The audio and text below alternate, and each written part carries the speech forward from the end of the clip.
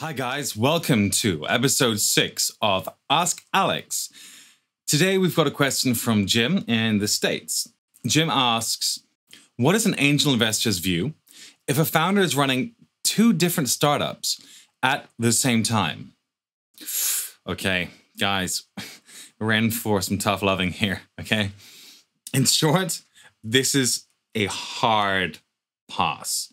There is pretty much no investor who is going to go for this. Startup is hard enough. Think what's involved, right? You're taking a crazy leap of faith. As Richard Branson said, startup is jumping off a cliff and building an airplane on the way down. I mean, startup is crazy stuff. I mean, mad props for the crazy people out there who actually make it work. I mean, God bless you. It is so hard.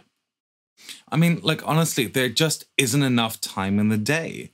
I mean, I had a mentoring call today with a founder in America who's building a nutrition startup for high performance athletes. Amazing guy, love him.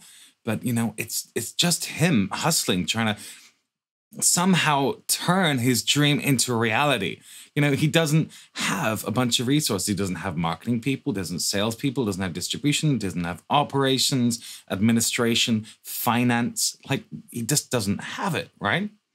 And so now you're saying with a total lack of resources, you want to build 2 companies at the same time?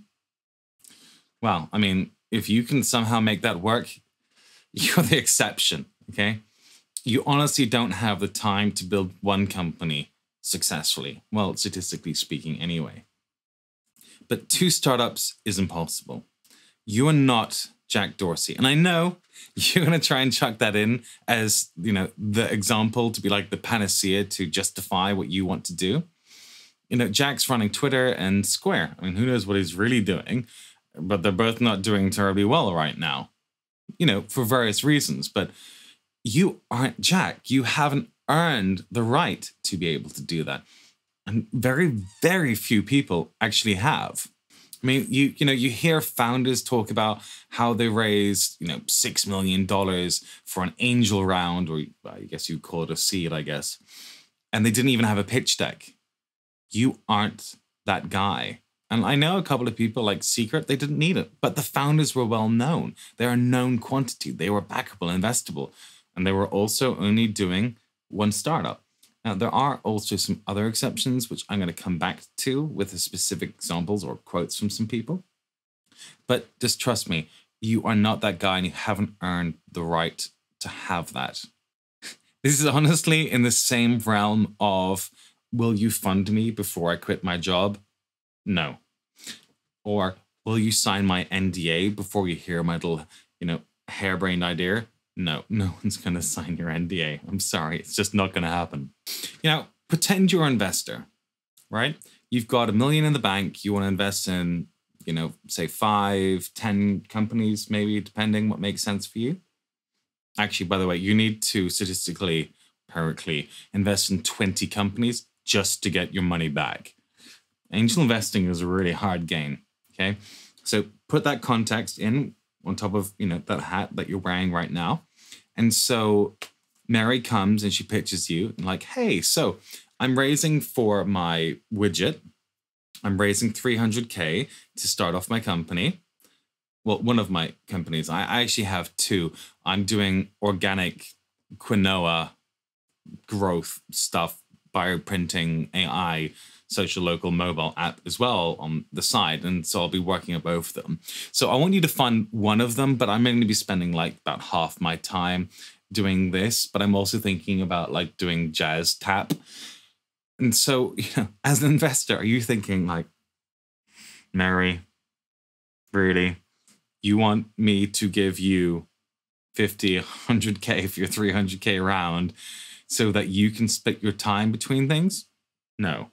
Right? What do you want? You want Mary, gung-ho, all in, right? With something to lose, working to make your work. To make your investment work, right? You want total and utter commitment. So when you or Mary is saying, I'm not all in, you're saying, well, I'm not in. So when you're saying that you work in more than one company, what you're really saying is you don't truly believe in the opportunity that you're presenting to the investor, the problem, the solution that you have, the market size, the team, the traction that you've generated. You're not quite sure if you should really be allocating all your time to that. And so it's just this huge red flag. Why would anyone want to be a part of something which you're not quite sure about too?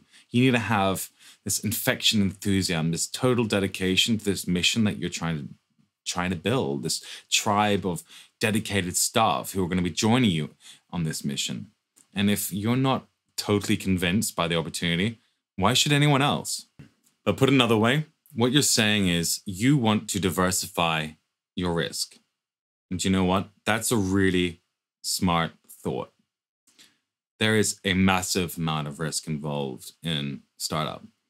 I published some interesting stats actually on failure rates on my Facebook the other day. I got like a ton of likes and quotes trying to find out, the source for that so people could read into it more.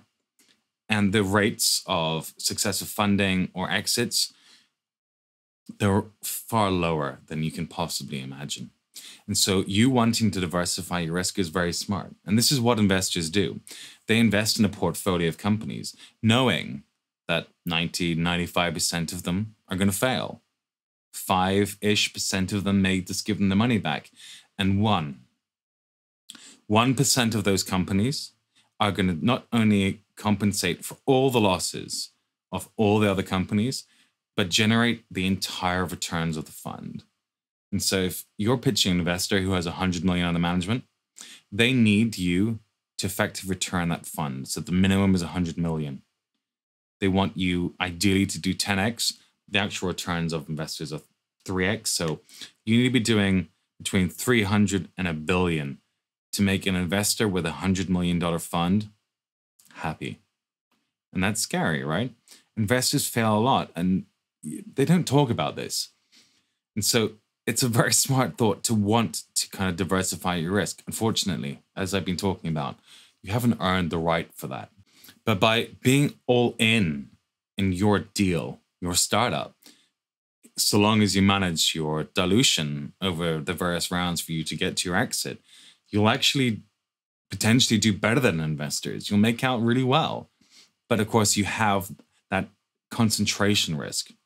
When you sell your company, you've earned the right to have optionality. You can invest in other companies, or you could say, hey, I'm going to be a venture builder. I'm going to use my resources, the network I built, all the knowledge I have in my head, and help others build more companies. And I got to tell you, I have had a bunch of people reach out to me and ask about doing this, and I have done some of this myself. It's not quite as easy as you think it is. But when you have the money, you're allowed to have those options, but you have to earn the right first. So start small, be scrappy, get your hustle on, build your exit, and do another one. Maybe you can fund your own seed round. If you do really well, you can fund your A round, and you can own more of your next company. But right now, you have to just be focused on one thing. Now, I do not advocate lying to investors. That's honestly a terrible idea. I mean, think about marriage, right?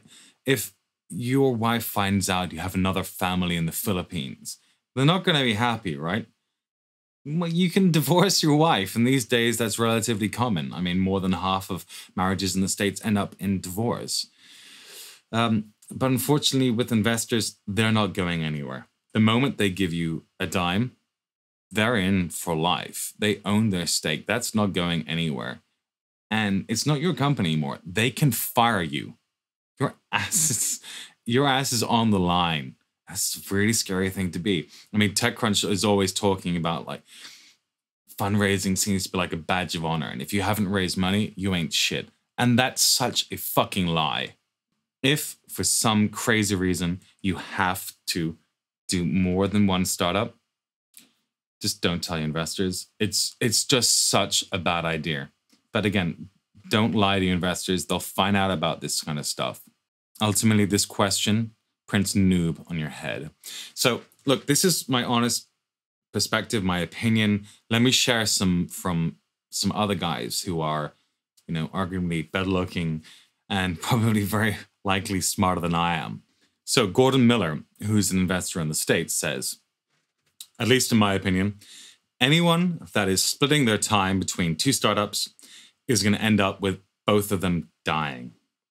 They certainly will not be getting my money. Before I put $400,000 into my second company, my partner, who was elected to get 51% of the company and who was the CTO and invented the technology that we founded the company on, was acquired by me to quit his plan B job of returning to university as a professor. By quitting a tenured position, I mean, getting tenure in the States is a pretty sweet deal, to be honest. I mean, you don't get paid huge amounts, but they can basically not fire you. He had no choice but to make it work. Now, almost 20 years later, the company that we both founded turns $47 million a year in revenue.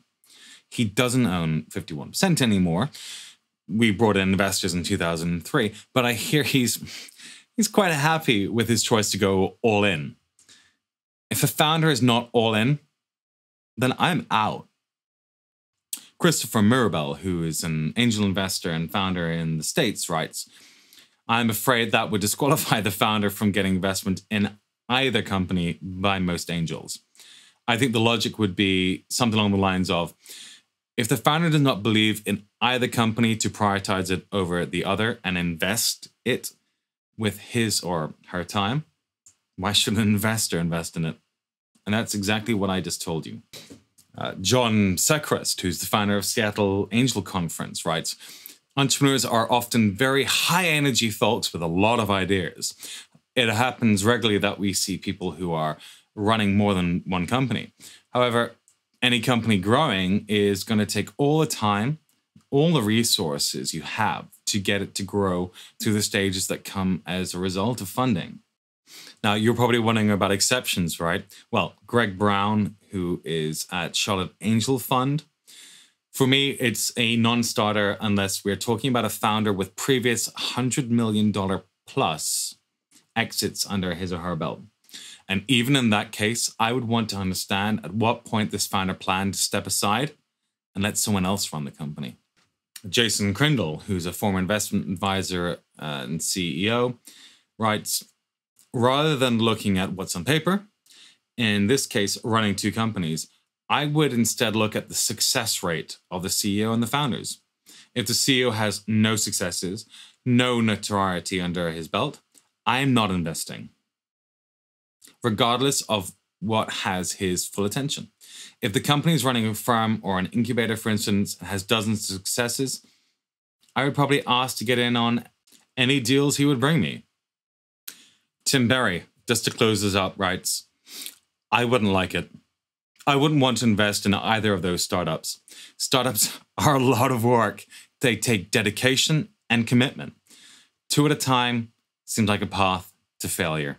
Okay, so thank you so much for that question. Audience, if you have a question, please reach out to me at alexanderjarvis.com/askalex. Head to the bottom. There's a nice, pretty red button where you can ask your question, and I'd love to answer it for you.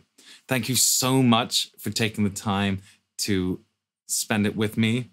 I really appreciate it. It's lovely. Thank you very much. I hope you have a great day. Bye, guys. Cheers.